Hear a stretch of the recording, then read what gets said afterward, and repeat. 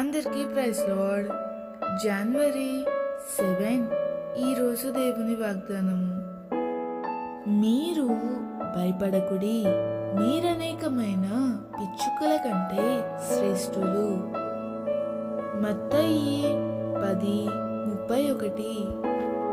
అనేక సార్లు నీవు నీ భవిష్యత్తు గురించి దిగులు పడుతున్నావు కదా.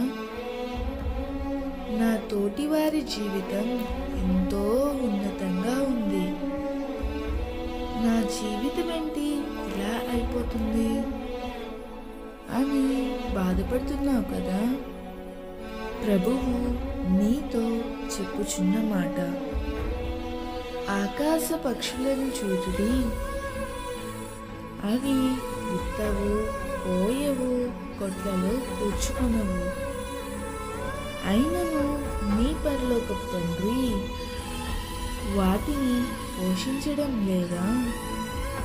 ఆకాశ పక్షుల మీద శ్రద్ధ నిలిపిన దేవుడు నీ జీవితం మీద శ్రద్ధ నిలపడా?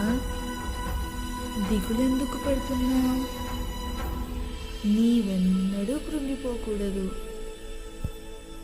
దేవుడు నిన్ను ఆశ్చర్యకరంగా పోషించబోతున్నాడు.